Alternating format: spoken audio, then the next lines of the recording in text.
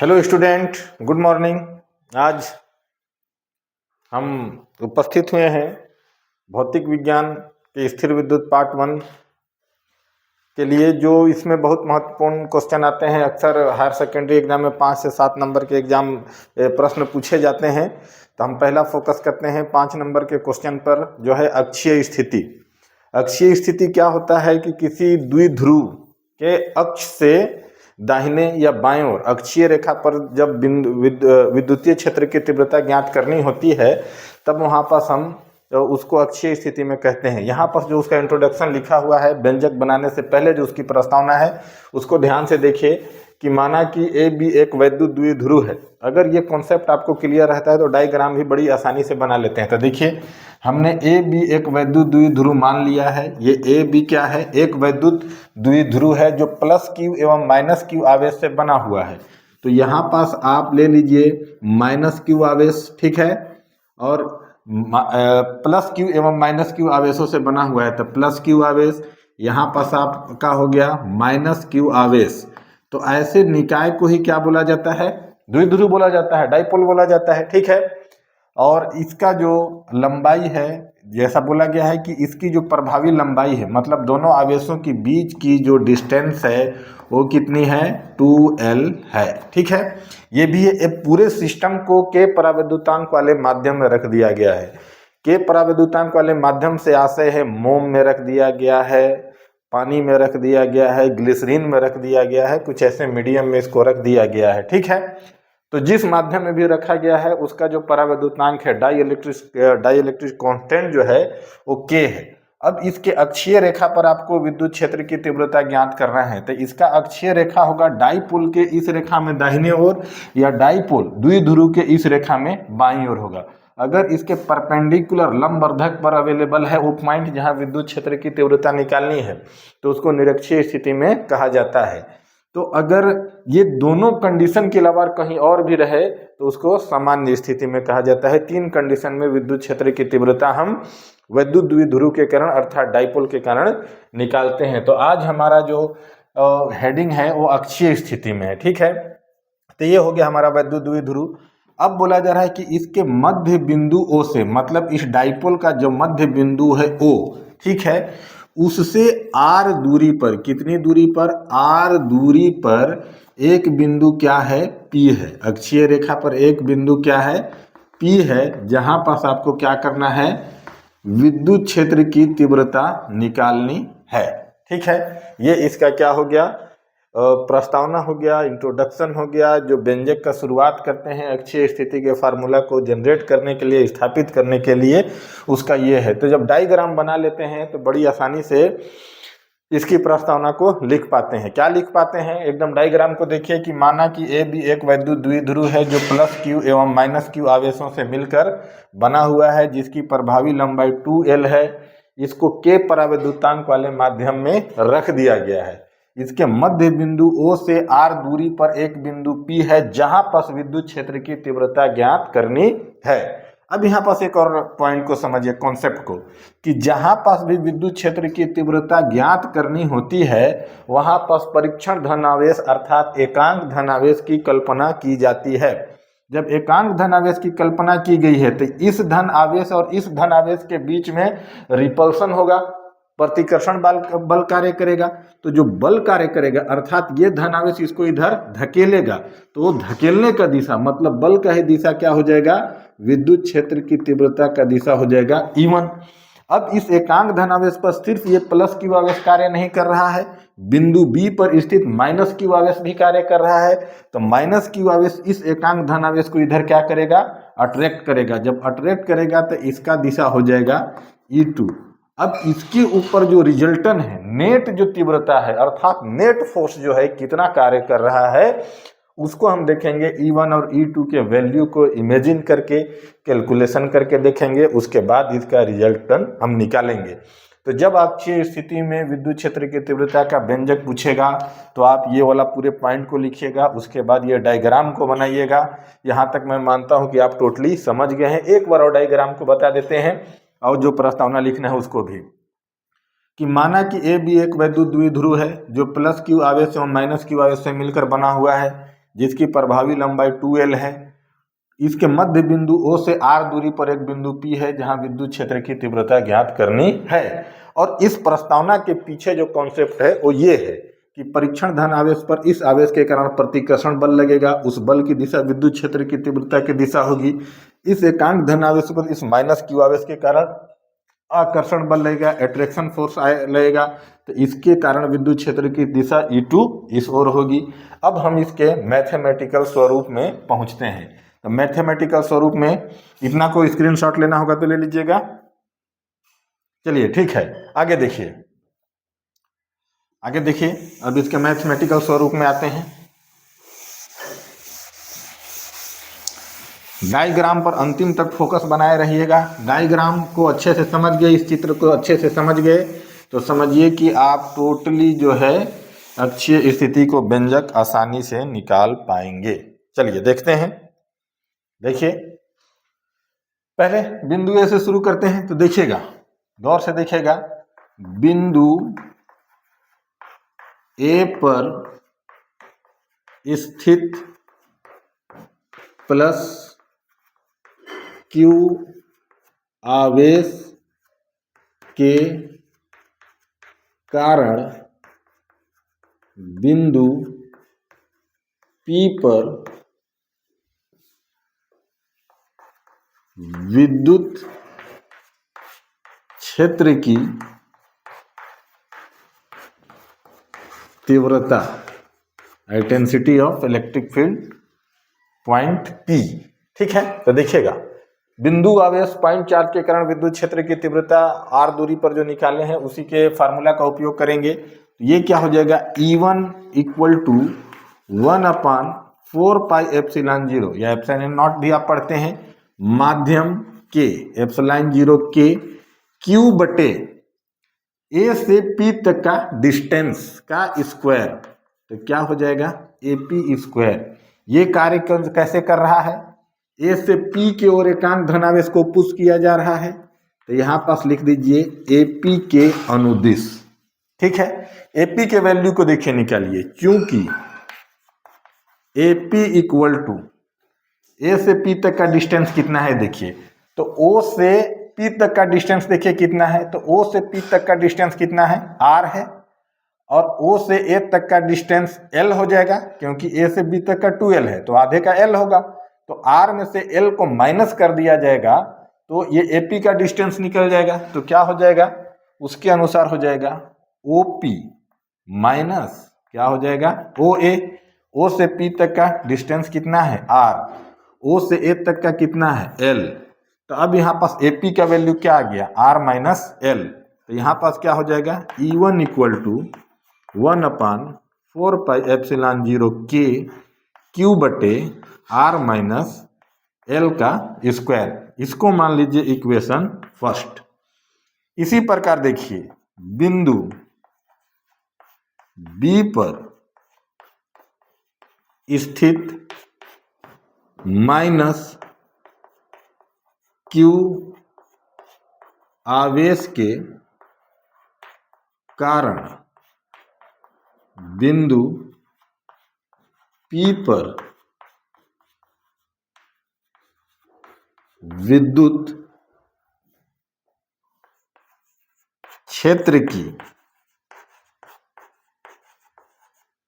तीव्रता क्या हो जाएगा students, E2 equal to 1/4πε0 K, और क्या हो जाएगा यहाँ Q, और बटे इस बार क्या हो जाएगा B से P तक की दूरी, तो क्या हो जाएगा BP स्क्वायर।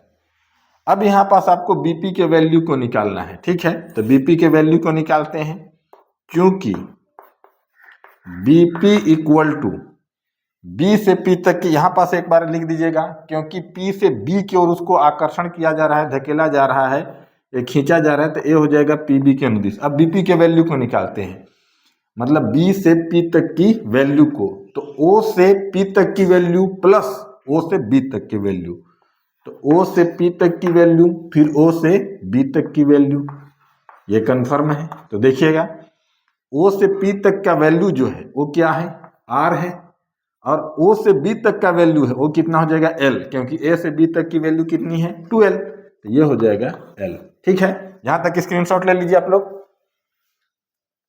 हो गया, आगे बढ़ते हैं। आगे देखिए, अब यहां पास जो है हम बीपी के वैल्यू को लिखेंगे। ठीक है, तो देखिएगा क्या हो जाएगा।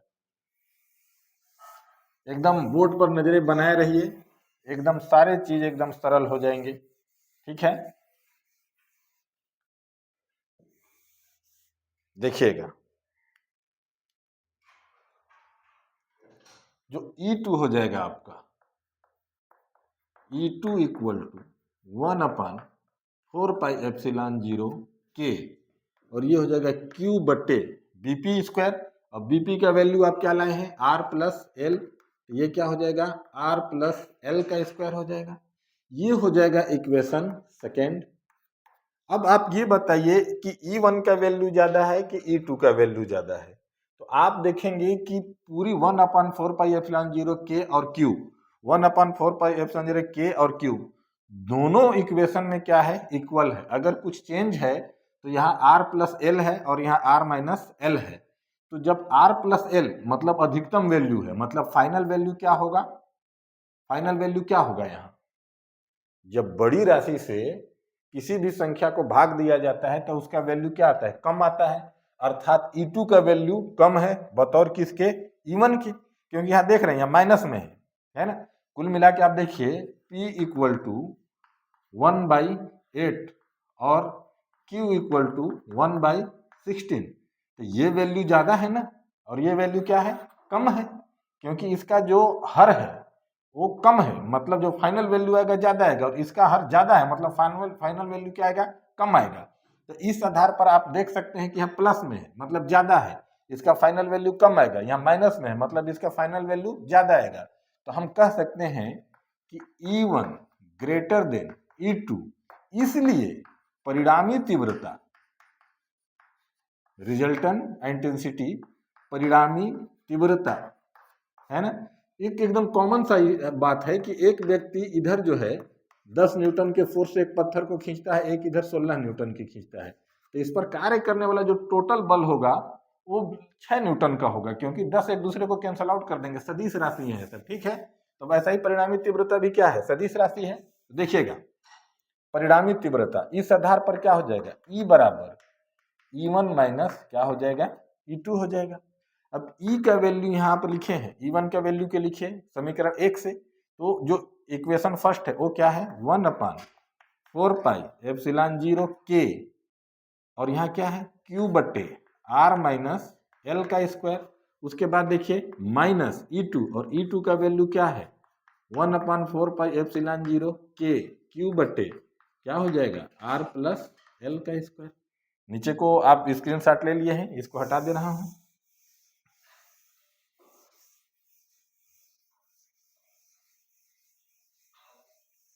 ठीक है, तो देखिएगा क्या हो जाएगा। आगे देखिएगा, आगे इसको सॉल्व करते हैं। अब लगभग डायग्राम को भी हमको कोई विशेष जरूरत नहीं है, तो डायग्राम को भी अब मिटा दे रहे हैं। देखिएगा आगे देखिए, E इक्वल टू 1/4πε0 के क्यू, 1/4πε0 के क्यू दोनों में कॉमन है, इसको कॉमन ही ले लीजिए। तो 1/4πε, आपके भाषा में उभयनिष्ठ ले लीजिए। ठीक है, 1/4πε0 के और ये क्यू कॉमन हो गया, तो अंदर देखिए क्या बच गया 1/r माइनस एल का स्क्वायर, फिर 1/r प्लस एल का स्क्वायर। ठीक है, इसको हल करने आप भली भांति जानते हैं, इसका तिर्यक गुणा कर दीजिए, तो क्या हो जाएगा यहाँ पर E equal to 1 into Q 4πε0 के, इसका गुणा इधर हो जाएगा R प्लस एल का स्क्वायर, इसका गुणा इधर हो जाएगा R माइनस एल का स्क्वायर। दोनों का जो गुणा है मल्टीप्लिकेशन हो जाएगा, एक दूसरे से हो जाएगा। तो देखिएगा R माइनस एल का square into R plus L का स्क्वायर, ये हो जाएगा। आपको पिछली माध्यमिक कक्षाओं या हाई स्कूल स्तर पर कुछ फार्मूलास पढ़े हैं, a प्लस बी का स्क्वायर, ए स्क्वायर प्लस बी स्क्वायर, और क्या पढ़े हैं एक बार और लिख दे रहे हैं नीचे से, शायद आपको ना दिखे, a plus B square equal to A square plus B square plus 2ab। ये भी पढ़े हैं, एक फार्मूला पढ़े हैं ए माइनस बी स्क्वायर बराबर A square plus B square minus 2ab, ये भी पढ़े हैं। एक और पढ़े हैं ए प्लस बी का square minus A minus B का स्क्वायर बराबर A square minus B square का होल स्क्वायर। ये फार्मूला आप एग्जाम में लिख दें तो भी अच्छा, ना लिखें तो भी अच्छा, लिख देंगे तो और अच्छा। तो देखिएगा यहाँ आर प्लस एल स्क्वायर मतलब ए प्लस बी का स्क्वायर, तो इस आधार पर क्या हो जाएगा ई बराबर 1/4 पाई एप्सिलॉन 0 के, और यहाँ इसके साथ क्यू भी है। अब यहाँ पास देखिए, इसको हम देखते हैं, प्रसार करते हैं, आर स्क्वायर ठीक है plus L square plus 2RL। Minus का बात आता है तो थोड़ी सी सावधानी बरतना है, इसको एक बार ब्रैकेट के अंदर ही रखिए, तो ब्रैकेट के अंदर रखे हैं ठीक है, ये माइनस, तो यहाँ पास हो जाएगा R square plus L square minus 2RL, यहाँ तक ठीक है। और इसके बराबर क्या हो जाएगा देखिएगा, ये वाला फार्मूला का उपयोग होगा नीचे, तो R square minus L square का क्या हो जाएगा होल स्क्वायर हो जाएगा। अब आगे बढ़ते हैं, आगे देखिए,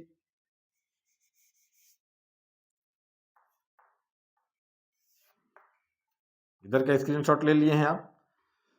आगे देखिए, इसी के आधार पर E equal to 1/4 pi epsilon 0 के इंटू क्यू, ये हो गया आपका R square plus L square plus 2RL ठीक है। इस कोष्टक को हटाएंगे तो यहाँ पास जब ब्रैकेट को हटाएंगे तो इसका गुणा हो जाएगा minus R square minus L square, और ये माइनस माइनस क्या हो जाएगा प्लस हो जाएगा, तो ये हो जाएगा प्लस 2RL। शेष जो नीचे का अंश है वैसा ही रहेगा, R square minus L square का होल स्क्वायर हो जाएगा। आगे देखिएगा, R square plus R square minus R square एक दूसरे को घट जाएंगे, मतलब एक दूसरे को खत्म कर देंगे, L square minus L square एक दूसरे को काट देंगे। लेकिन यहाँ 2RL है, यहाँ 2RL है, दोनों प्लस हैं तो प्लस हो जाएंगे। तो अब कंडीशन क्या बनेगा, अब कंडीशन बनेगा E equal to 1 into Q 4 pi epsilon 0 के ठीक है, 2RL कितना हो जाएगा 4RL, और नीचे क्या हो जाएगा R square minus L square का होल स्क्वायर ठीक है। अब देखिए इस 4RL को क्या लिखा जा सकता है, 4RL को लिखा जा सकता है E equal to 1 into Q को थोड़ा सा ब्रेक करते हैं, यहाँ पर देखिए 4 पाई एप्सिलॉन 0 के, यहाँ ध्यान दीजिए 4 को 2 इंटू 2 लिखा जा सकता है ठीक है, लिख दिया। फिर यहाँ 2 के बाद इस L को लिखा जा सकता है, लिख दिया। सब मल्टीप्लिकेशन में यहाँ Q लिखा जा सकता है, Q लिखा जा सकता है। अब यहाँ देखिए कि 2 इंटू 2 एक 2 बचा है, यहाँ लिख दिया, इसका R बचा है, यहाँ लिख दिया। ये हो गया R square minus L square का क्या हो गया होल स्क्वायर हो गया ठीक है। इतना का स्क्रीनशॉट ले लें आप, हो गया। चलिए अब इधर देखिए, गौर से देखिए इधर, अब जो होगा देखिएगा, यहां पास से आगे बढ़ते हैं, ये वाला कि परंतु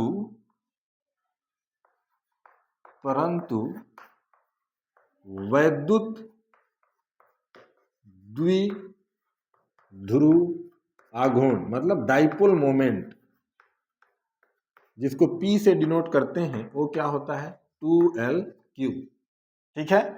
तब यहां पास आइए, यहां पास फिर से आइए, तो E इक्वल टू क्या हो जाएगा 1/4 पाई एप्सिलॉन 0 के, और 2L3 के जगह P लिखा जा सकता है। याद रखने में ज्यादा आसानी होगा तो 2 को पहले लिख दीजिए, तो 2 को पहले लिख दीजिए, 2L3 का वैल्यू P है तो P को लिख दीजिए, और ये R है तो R को लिख दीजिए by R square minus L square का क्या हो जाएगा होल स्क्वायर।